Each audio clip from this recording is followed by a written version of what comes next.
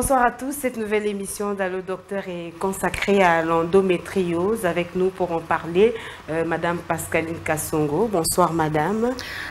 Bonsoir Madame Esther. Bonsoir à tous les téléspectateurs qui nous suivent.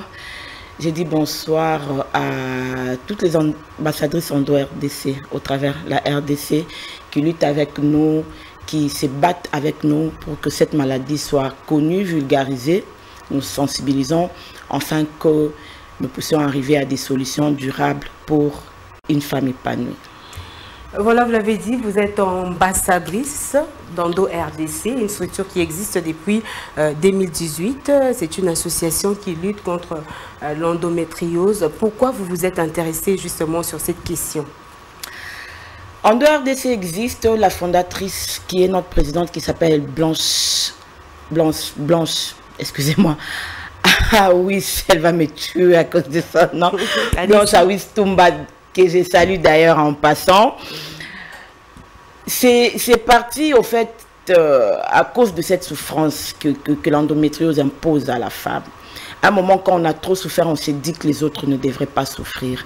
On s'est dit qu'on va se servir de cette expérience pour en parler, pour vulgariser, comme je disais, pour que les autres n'arrivent pas, au fait, pour arriver à des solutions durables. Parce que jusqu'à un certain moment, jusque là même, il n'y a pas de solution.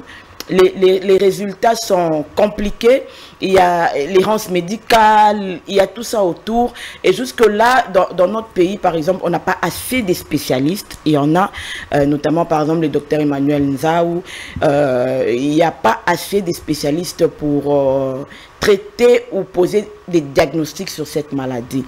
Donc, nous ayons souffert.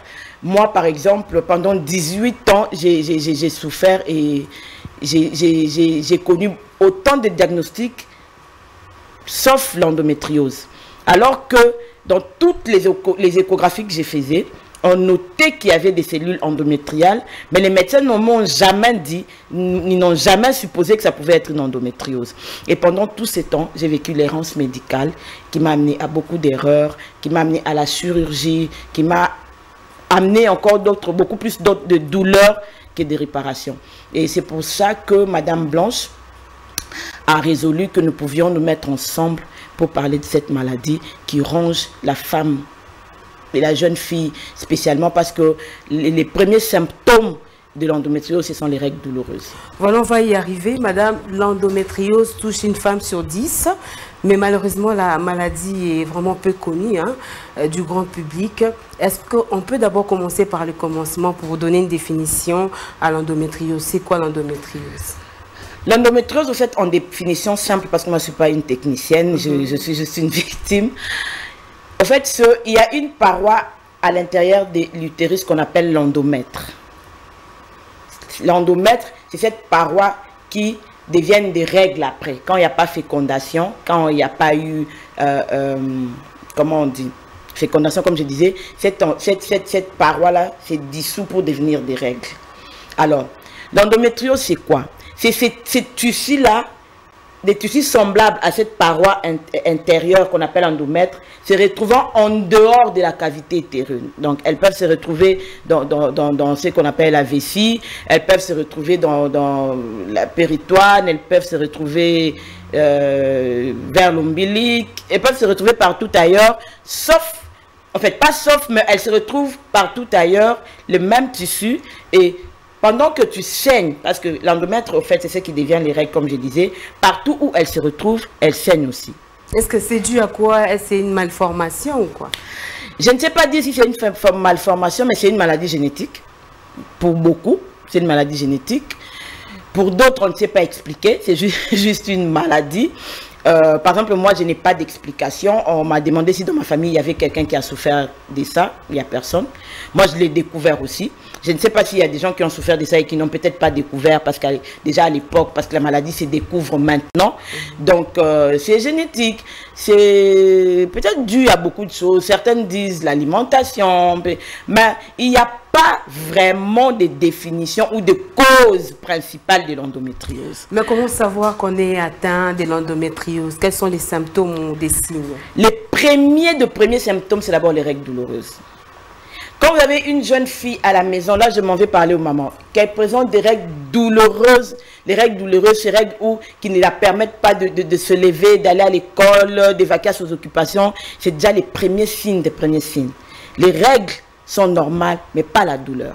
Et lorsque la douleur exagère, lorsque la douleur dépasse les limites, il faudrait déjà amener votre jeune fille à la consultation chez un gynécologue, parce que ça peut cacher une endométriose. En tout cas, le signe principal, c'est pourquoi l'endométriose reste une maladie féminine, parce que les signes principaux de l'endométriose, ce sont les règles douloureuses. Donc, si vous avez votre jeune fille qui présente ces symptômes-là, les genres de quand elle a les règles, elle ne sait pas s'élever, elle plie ses pieds, elle a mal partout, en tout cas, vous avez intérêt à l'amener chez un gynécologue. Et lorsqu'on la consulte, informez au médecin, dites-lui est-ce que ça ne pourrait pas cacher une endométriose. Parce que l'endométriose se cache. Déjà que ça demande 7 ans pour la découvrir. Pour la découvrir ou pour poser ces diagnostics-là, pour dire finalement c'est de l'endométriose. Vous voyez, c'est une maladie déjà qui est accompagnée par l'errance médicale. Donc, pendant 7 ans, vous avez peut-être des faux diagnostics. Or, quand vous avez un faux diagnostic, vous avez aussi un faux traitement. Donc, qui peut bouleverser votre vie, qui peut vous conduire ou ramener d'autres maladies.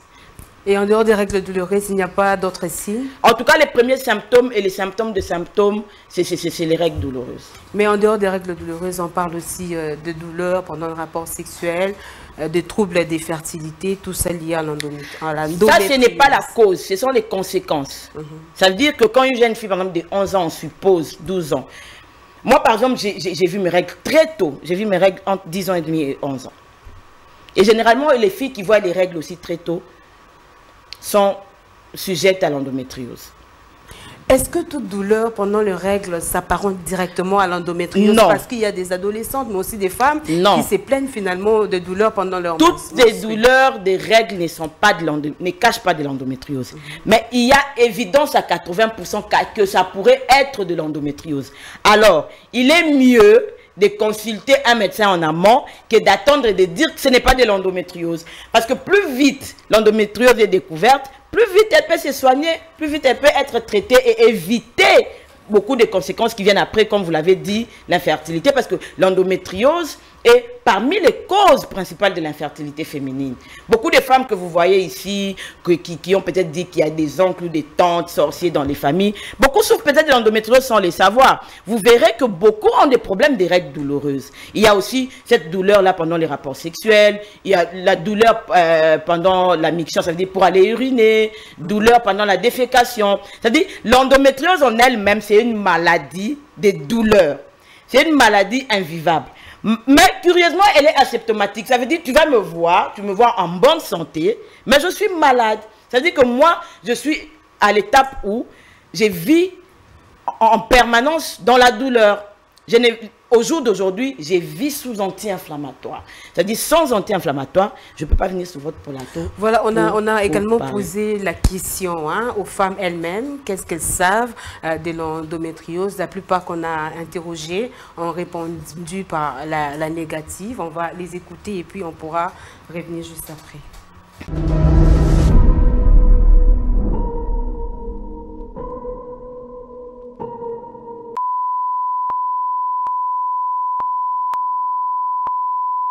Non, non, je n'ai jamais entendu parler de cela.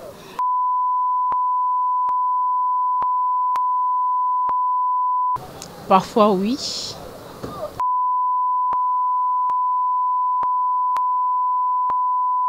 Ah, rien du tout, ça passe seulement, je reste à la maison et puis ça va passer.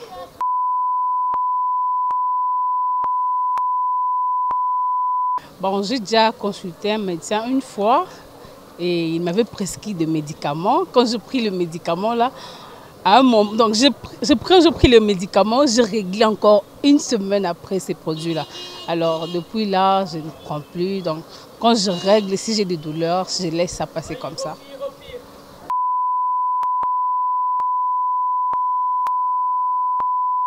Non, jamais attendu. Non.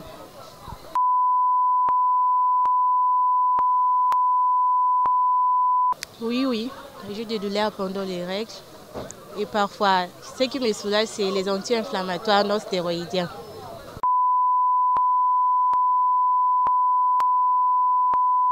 Non, non, j'ai fait l'automédication. Non.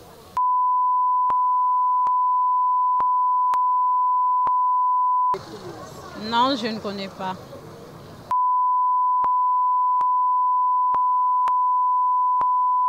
Oui, oui, il m'arrive souvent d'avoir des douleurs pendant les règles.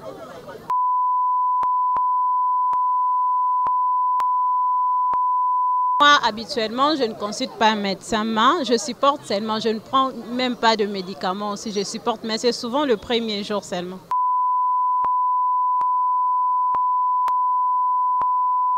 Non, je ne connais pas.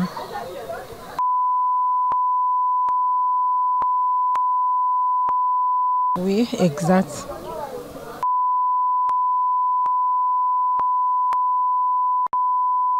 Souvent, nous prenons seulement les médicaments, d'antibiotiques aussi souvent.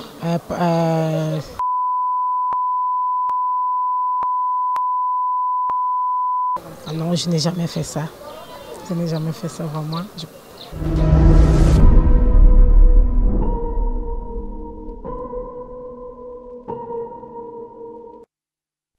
Alors, Madame Pascaline Kassongo, je rappelle que vous êtes ambassadrice d'EndoRDC, une association qui lutte justement contre l'endométriose. Vous avez suivi les femmes. Est-ce que vous avez un commentaire à faire? Mais vous savez, ça fait mal parce que nous, en fait, on s'est constitué association en fait, pour vulgariser, sensibiliser sur les problèmes pour que, quand je vois la jeune fille, j'ai vu que c'était à l'université, qui n'est même pas au courant de cette maladie, alors que c'est une maladie essentiellement féminine. Moi, ça me choque encore. Parce que moi, j'ai mis aussi beaucoup de temps pour connaître que c'était l'endométriose. J'ai découvert l'endométriose, moi aussi, à la télé, sur une émission où il y avait une chanteuse qui s'appelle Imani, qui témoignait. Et lorsqu'elle parlait des symptômes, je me suis retrouvée dans ce qu'elle disait. C'est comme ça que je suis allée dire à mon médecin, est-ce que par hasard, je ne serais pas atteinte d'une endométriose? C'est comme ça que j'ai revu mes échographies parce que j'en avais tellement beaucoup, parce que j'ai consulté pour les règles douloureuses, j'ai consulté pour la maternité, et il y avait toujours ces préfixes-là de kyste endométrial, tout ça. Alors, ces préfixes-là m'a choqué. J'ai dit au médecin, pourquoi pendant tous ces temps, il y a ces préfixes qui reviennent dans mes échographies, mais vous ne m'avez jamais parlé d'endométriose. Ça ne serait pas de l'endométriose. C'est comme ça que je suis allée faire une endoscopie, tout ça là, pour finalement qu'on puisse conclure que c'était de l'endométriose. Alors qu'on m'avait déjà opéré 2 fois pour des kystes ovariennes, ça n'avait rien à voir avec ça. Alors, qu'est-ce que donc j'ai été opérée pour rien au fait. Et j'en ai souffert comme ça. Moi, je suis même allée jusqu'à... Je ne supportais pas... Vous avez dit ici qu'il y a la douleur pendant les rapports sexuels. Un moment, parce que même mon mari ne comprenait pas à l'époque que j'ai refusé un moment de m'accoupler. Parce que pour moi, les sexes, ça devenait douloureux. Et à un homme, on ne peut pas tout le temps dire que j'ai mal, j'ai mal. À un moment, il ne comprend pas. Parce que moi-même, je ne comprenais pas pourquoi j'avais tout le temps mal. Mais justement, la question, qu'est-ce qu'il faut faire lorsqu'on estime qu'on est atteint de l'endométriose? À qui s'adresser finalement? Lorsque d'abord, on pense avoir des règles douloureuses, il faut voir un gynécologue. Parce que c'est lui qui s'occupe des cas de femmes. Il faut nécessairement aller voir un gynécologue. Il faut éviter l'automédicamentation parce que cela amène aussi d'autres maladies. Vous ne savez pas, vous êtes en train de prendre un traitement sur base de quoi? Vous voyez, allez à l'hôpital, consultez. Et si ce sont des règles vraiment, vraiment douloureuses, vous-même, proposez au médecin, demandez-lui, ça ne serait pas de l'endométriose. Nous sensibilisons. Dernièrement, nous avons été à Kinkole, nous avons été à notre journée ouverte à Sultani Hotel le 4 avril dernier. Nous sensibilisons, mais seulement aussi par manque de moyens, nous ne pouvons pas aller partout. Aujourd'hui, je vois par exemple que les cancers du col de l'utérus, les cancers du sein, on en fait des propages, on en fait des... En fait, on prend en charge ces maladies.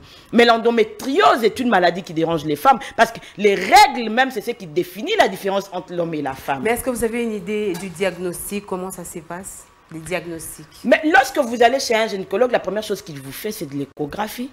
Il vous fait d'abord l'échographie.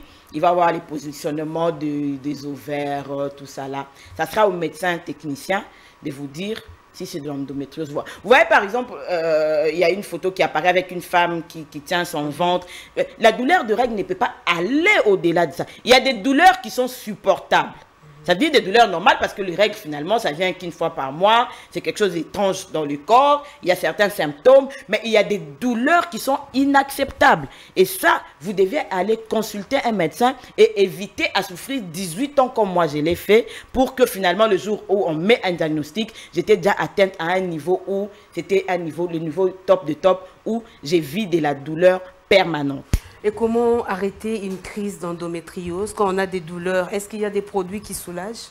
Les anti-inflammatoires. L'endométriose, jusque-là, il n'y a pas de médicaments. Je ne sais pas s'il y en a. Les médecins viendront vous dire, mais moi, tout ce que je sais, la première solution, c'est la chirurgie.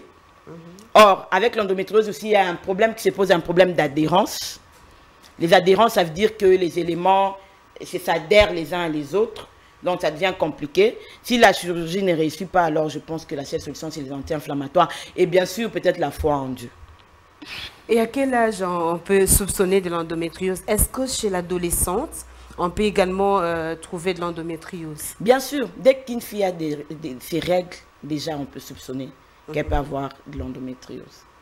Et entre-temps, une autre question. Est-ce que l'âge de la survenue de la première grossesse influe également sur l'endométriose? Je donne un exemple. Par exemple, la femme qui a connu sa première grossesse à l'âge de 20 ans et celle qui connaîtra sa première grossesse à l'âge de 30 ans.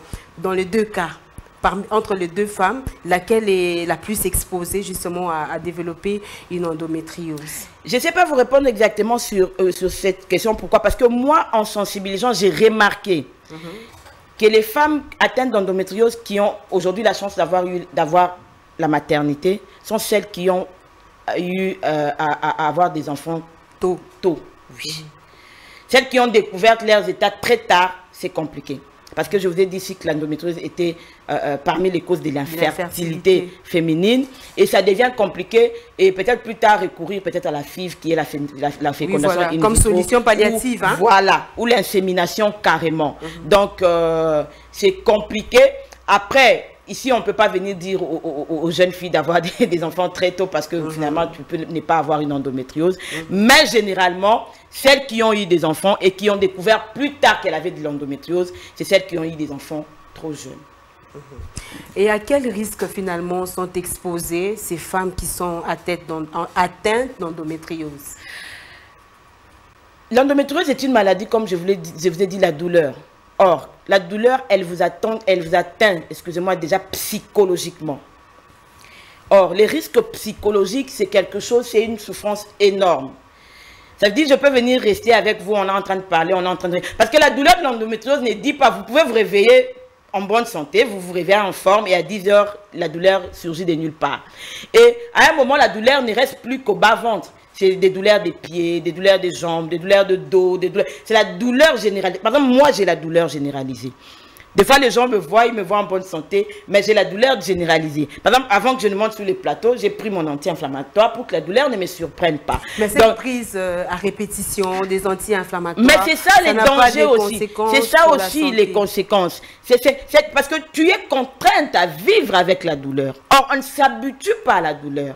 Il faut toujours pallier pour vivre dans la société. Parce que quand je parle de la psychologie, je parle de la morale. Admettons que je sois maintenant en train de souffrir, par exemple. Je ne peux même pas te parler correctement. Vous pouvez me poser une question et je vous réponds parce que j'ai mal au fait. Et ça, beaucoup de gens ne comprennent pas. Votre environnement peut penser que vous êtes en train d'exagérer, mais c'est quel genre de douleur qui ne te permet pas de parler aux gens. Donc, ça veut dire...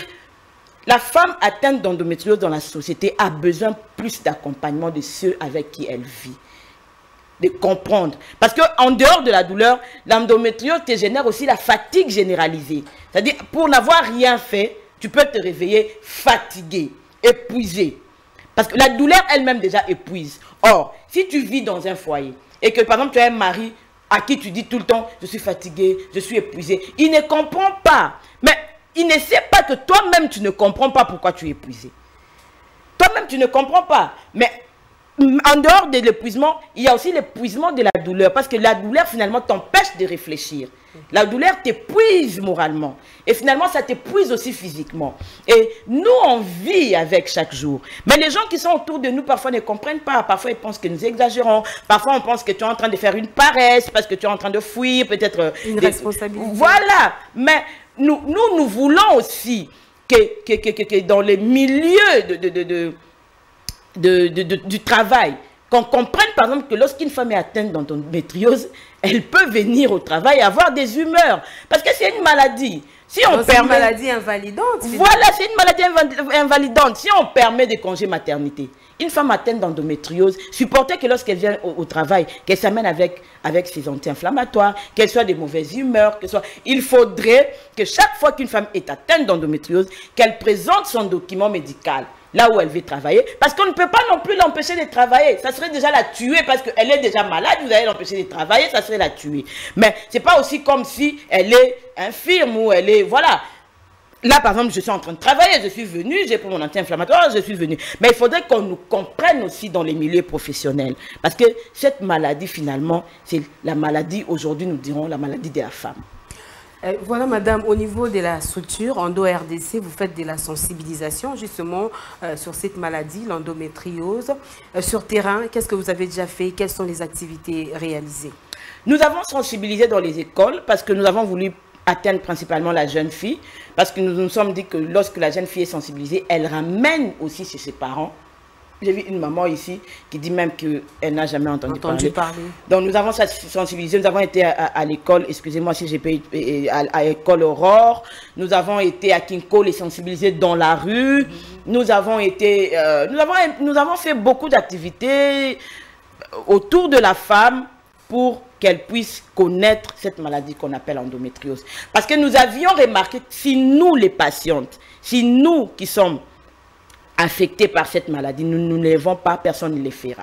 Parce que les médecins eux-mêmes peinent à diagnostiquer cette maladie, à maîtriser cette maladie. Alors il est mieux pour nous qu'on le fasse savoir aux autres. Peut-être que ça pourra aider une femme qui traverse, qui est peut-être dans un foyer, en train d'être critiquée peut-être de stérilité, alors qu'elle peut trouver une solution. Est-ce que vous pensez que l'implication du gouvernement sur cette question peut aider également à trouver des solutions? Parce que nous-mêmes, pour réaliser l'émission, on a peiné pour trouver vraiment un médecin, un spécialiste pour venir ici sur plateau et puis expliquer cette maladie. Est-ce que le gouvernement devrait véritablement s'impliquer également sur cette question d'endométriose? Très impliqué même. Parce que la majorité de la population aujourd'hui est composée essentiellement de l'espèce féminine ou de la femme, disons. Et il faut savoir que la nation est composée des familles. Vous savez, il est très dur, les couples qui vivent la stérilité ou l'infertilité, non seulement la femme souffre, c'est vrai psychologiquement si elle est atteinte d'endométriose, mais l'homme qui accompagne la femme aussi souffre. Parce que lorsque vous partagez la vie avec une personne qui a tout le temps des douleurs, ça veut dire vous aussi, vous vivez ces douleurs-là au quotidien. Vous voyez? Si vous partagez votre vie avec une femme qui n'arrive pas à concevoir, ça veut dire vous vivez aussi cette peine-là. Ça veut dire comment la société vous regarde. La société ne vous regarde pas comme une personne qui porte une maladie. La société vous regarde comme une femme qui ne sait pas donner d'enfants. Mais justement, alors que la fécondation in vitro, l'insémination artificielle, ça nécessite également beaucoup de moyens. Mais j'en viens là. J'ai parlé d'abord du gouvernement. L'implication du gouvernement, d'abord, c'est nous donner des structures. Nous avons les PNMLS aujourd'hui qui s'occupent du sida. Mais l'endométriose, si vous avez dit, c'est une femme sur 10. À Kinshasa, c'est plus de 600 000 femmes qui sont atteintes d'endométriose. Donc, nous avons besoin des structures. Elles sont atteintes, mais elles ignorent. Elles sont ignorantes parce qu'elles ne savent même pas qu'elles sont atteintes d'endométriose. Nous avons besoin d'accompagnement. J'aimerais lancer ici, par exemple, je ne sais pas si je peux me le permettre, la première dame qui est une femme, notre maman, elle pourrait aussi s'intéresser au cas de l'endométriose. Parce que moi, je répète encore qu'il n'y a pas plus pire. Parce que l'objectif de toute femme, c'est de retrouver dans un mariage un jour. Et l'objectif pour lequel la femme a été créée, c'est la procréation. Alors, il n'y a pas plus dire qu'une femme qui vit une incapacité de reproduire ou de donner des enfants à son mari. On dirait une malédiction. Voilà, on dirait une malédiction. Il y a la belle famille qui va s'en mêler après et ça devient terrible. Or, la FIV au jour d'aujourd'hui, la fécondation au jour d'aujourd'hui, ici par exemple en RDC, c'est pas moins de 5 000 $. Mais 5 000 $ pour avoir un enfant, pendant que les folles en ont chaque jour, et tu vas aller dépenser. Et encore que ça peut ou ne pas réussir. Parce que la FIV ne réussit pas à tout prix aussi. Ce sont des probabilités. Voilà. Donc, ça peut ou ne pas réussir. À un certain âge, moi aujourd'hui j'ai par exemple 40 ans, à un certain âge, lorsque vous approchez aussi de la ménopause, ça devient compliqué. Donc, tu vas dépenser 5 000 $ pour qu'après qu'on vienne te dire par exemple que ça n'a pas été. Vous voyez dans quel état d'esprit vous êtes. Donc, nous demandons l'implication du gouvernement. Dernièrement, j'ai vu la première dame inaugurer dans un hôpital de la place... une structure pour l'accompagnement de la fécondité et tout. Si l'on peut, pour des femmes qui sont en train d'endométriose, faire un certain prix, ou carrément, on peut dire par exemple, pendant le mois où on célèbre l'endométriose, le 28 mars, on prend par exemple 10 femmes qui sont en tête d'endométriose, on va peut-être leur faire des prix, ou on sensibilise, on dit, on va diagnostiquer les femmes. Gratuitement. Vous voyez, gratuitement. Les hôpitaux qui sont ici. Le mois où on célèbre, bon, on célèbre pas, mais le mois par exemple du cancer de sein, on fait des consultations gratuites. Oui. On dit, venez, on va faire des consultations gratuites. Si l'on peut aussi permettre qu'il y ait des consultations aussi gratuites pour détecter si les femmes sont atteintes d'endométriose, alors là, nous allons empêcher beaucoup de femmes demain d'être des femmes malheureuses, d'être des femmes dans des foyers très malheureux. Alors, est-ce que vous avez des indications à faire aux téléspectatrices qui nous suivent sur des structures appropriées, des prises en charge de l'endométriose? Jusque-là, moi je recommande aux gens toujours le docteur Emmanuel Nzao. En tout cas, jusque-là, c'est lui. Moi, j'ai consulté dans ma vie plus de 20 gynécologues. Et à chaque... L'endométriose est une déjà maladie qui vous coûte. Parce qu'à chaque gynécologue, vous recommencez tous les examens. Lorsque tu passes d'un gynécologue à un autre, sache que tu vas recommencer à zéro. Et tu vois ce que ça nous coûte. Et c'était le premier médecin qui, pour moi, la première fois où je sortais d'un cabinet et que j'avais la paix du cœur. Parce que chaque fois que j'allais consulter, c'était alarmant pour moi. En dehors de ça, nous avons par exemple Endo RDC qui sensibilise. Si vous venez vers nous, nous allons peut-être vous orienter dans des structures. Nous allons aussi vous conseiller sur la conduite. La tenue aussi, comment se conduire, qu'est-ce qu'il faut peut-être manger, ne pas manger, pratiquer les sports, tout ça, ça aide aussi. Donc, vous voyez, il y a plusieurs structures aujourd'hui qui parlent aussi d'endométriose. Là, je pense aussi à notre amie Julie, elle a une structure qui s'appelle EndoCare. Elle sensibilise aussi sur l'endométriose. Donc, aujourd'hui, une partie des femmes sont conscientes. Elles sont mobilisées autour des associations pour parler de l'endométriose. Mais je voudrais aussi que les médecins nous facilitent la tâche. Parce que eux, ils sont dans la matière. Ils sont dans la technique. Nous ne sommes que des victimes. Si eux, qui ont une fois étudié l'endométriose, je ne sais pas quoi, ne nous aident pas à propager, au fait, à faire la sensibilisation sur cette maladie. De la même manière, on va dans les hôpitaux, on voit les calendriers sur la malaria, on a affiché quelque chose sur les vers intestinaux. Parlez de l'endométriose, mettez des calicots sur l'endométriose. Ça va nous aider aussi, vous comme des structures techniques, à vulgariser et à faire connaître la maladie. Tout à fait, Madame Pascaline Kassongo, je rappelle que vous êtes ambassadrice d'Endo RDC, une association justement qui lutte contre l'endométriose. Cette émission va bientôt se terminer. Est-ce que vous avez un conseil à donner aux femmes pour éviter ou encore prévenir l'endométriose?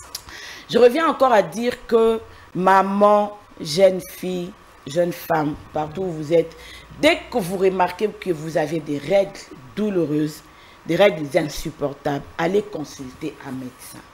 Ça peut cacher de l'endométriose.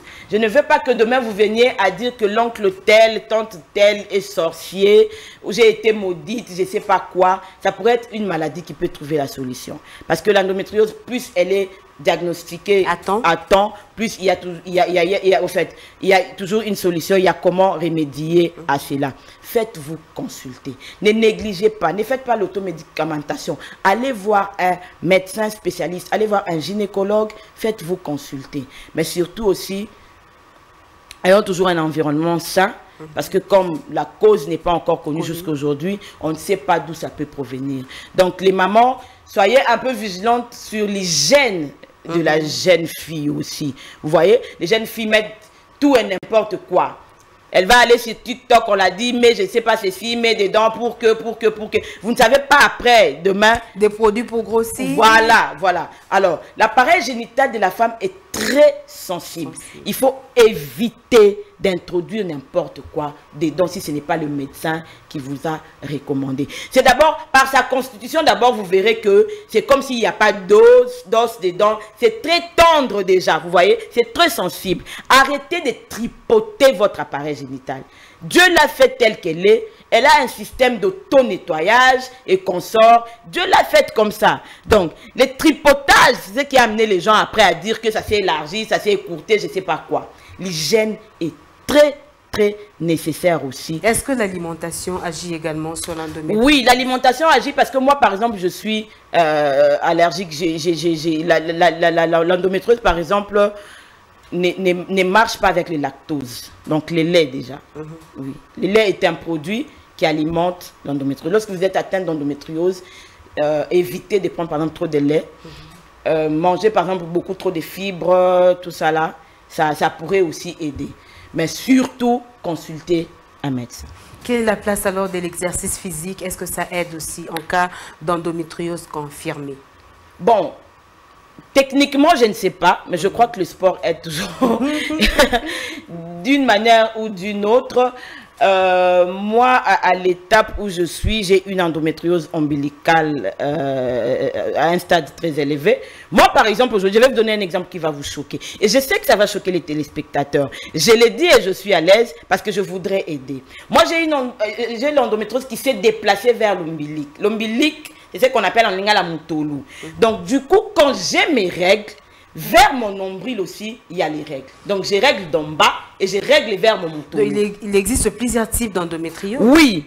Ça veut dire que l'endométriose, c'est une maladie qu'on appelle des cas par cas. Moi, je peux avoir mon cas, tu as le tien, l'autre a le tien. Ce n'est pas la même chose pour tout le monde. Donc, moi, j'ai des règles normales qui sortent par la voie vaginale et j'ai des règles qui sortent par le nombril. Ça veut dire que ça va te faire comme un hématome, à un moment, ça éclate et les règles sortent par le nombril. Comment vous faites? Mais je mets du coton, je mets du sparadrap parce que l'endométriose s'est déplacée vers l'ombilic, elle a siégé ici. Et partout où les cellules endométriose se retrouvent, elles peuvent se retrouver sur votre main. Généralement, c'est invisible. Mais vous allez voir, par exemple, qu'à un moment, la main commence à saigner. Ou la langue. Pour les hommes qui aiment lécher, tout ça là, il faut éviter parce que ça peut se retrouver sur votre langue et votre langue peut commencer à saigner. Partout où elle se retrouve, lorsque dans l'utérus saigne, elle aussi, elle saigne partout. Madame Pascaline, l'émission est bilingue. C'est la première partie, tout le bel français. Mais tout le monde a dit endométriose, c'est vraiment sérieux. C'est très grave parce que les gens ne savent pas, les gens ne sont pas informés. Est-ce que vous limbo la peine à lingala, moi quelques minutes, tout ça, moi résumé. Il y a une sotolobe, l'endométriose en ezanini, basine ezani, nengani mutaroye, bakazanango, et puis n'habité à consulter nani pour la diagnostic et puis prise en charge. Et ça, ça m'a donné nalomba ou penza. Endométriose est une maladie à règle. La maladie des règles. Ce que vous avez moi na moisi. Toyo mama, topé jeune fille nous nanda, azaka na règle douloureuse, to benga règle ya pasi. Au moins ça na règle azo komi fina, za komi ngunza, zo kokosa musalata ko ka oklasité et rendre ye malade. Mais maye lumbango na gynécologue a kene ko consulter parce que ikoki ko bomba endométriose. Règle est normale et naturelle. Mais douleur ce qui est le niveau est ali sous naturel té. Munganga oyo kende ko consulter ba benga ka gynécologue, ce ko ke na ba hôpital nyonso tuni ce qui munganga o consulter ba si azali oké ko consulter ye oyebisi na zo ka buina. Mais ba yebisa ki ngape ki règle douloureuse et koki ko bomba maladie ba benga ka endométriose. Ma maman faut ba yeba pe ki endométriose est parmi ba cause principale ya infertilité to ba si to ba aza ko bota te. Akeli bala maza ko bota te. Botika okanga moko ba noko na batata mwasi bandoki. Bokende na no hôpital. Tant on sous cause à l'endométriose, plus vite il a diagnostiqué, plus vite peut avoir une solution. Il peut opérer et le moins on peut moi cette caline azo bota. Donc mibali ba papa quand on accompagner rabiso. Au cause appelle maman na ndako. On remarque que banda obala ceux qui a vu ma règle azaka na ba douleur moko bo. Papa c'est makasi. Yo moko zwa initiative mais maye na hôpital. Aza moi si na yo. et cause à la endométriose au quoi aider et ça que soit dans la règle de otika et au bois pour exagérer na capacité ce comme on n'a pas mais même à l'hôpital et qui cause à la endométriose. Maman Pascal noko le bapé pour na structure na bino endo RDC musala bozo sala la sensibilisation mais tout le monde qui ba mamé belé ba yebi ata endométriose c'est ko bino sur le terrain ba activité ni d'abo sali depuis 2018 il lo sur terrain ba activité ni déjà bo sali endo RDC to kendaka na ba école ni na ba ki to kendaki na école Aurore to kendaki na ba école mususu to kendaki na Kinkole ba image ezali pona ko sensibiliser mais toza biso moko toza ka biso ba victime auto ba ki ke to sala liboke la présidente na biso fondatrice na biso Blanche Awis Tumba poto lobela endométriose mais toza ko senga pe soutien ba accompagner biso pour to atteindre plus de femmes toza besoin to ke na ba lycée toza ministère madame Aminata Namasia toza besoin to ke na ba lycée na ba école na ba université na mona ki mamo ke ça ba interview na ba université au moment que la plupart net na ba ISP za rabasi mais ba yebité tokende ko sensibiliser biso toza na volonté toza pe ba victime toza na biso pe prêt à témoigner to sito buka na biso sonyo wana to lobi to ko témoigner po ba ninga ba bika mais maman pendant le mois que par exemple l'Aurore il faut transport ce na ça ramsalate il faut ba moyen il faut to beng sa médecin pour la ko expliquer akoya ta msusu kara pamba te il faut be bo cancer pour yeko sa msala to lingi ndenge ba sala rapport na cancer de sang pour na cancer ya col utérus pour na sida pour na maladie songolo pakala ba accompagner biso pe na cadre ya lutte contre l'endométriose to sala ke ba siebele ba yeba endométriose mais bah oh bah na posa ya ko contacter biso numéro na biso ezali 089 380 68 09 00243 89 380 68 09 bokoki ko contacter Endo RDC na ka o bolingi ke to sensibiliser bo za la ba donateur to bo accompagner biso parce que parfois tout étant to kinara to ça basi ba bande hygiénique tout ça rappelle moi geste parce que nous on a fait likambo hygiène pendant ba règle ça c'est problème hygiène n'est pas problème au moins motakati ka moi qui tende ali puta ache et ça l'infecter l'essentiel kaka achaki au moins ba hygiénique moko banda tongo tipo ache yango donc asubi azongisia nyonso wana eyo mema malade pa ya mwasi lobi okanga bandoki lobi obandoki ne bavenda na contre prière tenga mona mosali ya nzambe oya okende ba 40 jours à prière pamba oya alors que eza loko moko boye ekokaki nango ko se faire traiter obiki po comme o continuer vie normale ba mama toza na mwa bopeto ata makoki eza nango te mai na biso oyo kaka mai osokoli mai na yo olamuki na tongo basi muso bazaka na butu asubaka mingi so alali tango olamuki na tongo osubaki 4 fois na butu olamuki na tongo mocheli buto obandoke ekoloba loba na nzela non sokola nanu parce que appareil génital à moi c'est sensible omoni ba sous-vêtement pelika ba maputa tolataka ya tongo wana oliputa tongo si tu liputa tongo ekosala ta 6 mois soko marate po ezaka liputa tongo c'est pas normal c'est pas possible. Or, yango nde olata kokotaka nango na douche et si ko ozaka na lamba na nzoto te ozomona donc tous à la propre s'il vous plaît. Voilà, merci beaucoup Madame Pascaline Kassongo pour toutes ces informations combien intéressantes. Je pense que dans un seul numéro, on ne pourra pas tout vider. Hein? Oui. Donc l'invitation est vraiment lancée pour d'autres prochaines émissions pour que nous puissions encore décortiquer en profondeur cette problématique d'endométriose. Ça sera également la fin de cette émission qui était consacrée à l'endométriose. Je vous retrouve déjà la semaine prochaine pour un nouveau numéro d'Allo Docteur. Au revoir et bonsoir chez vous.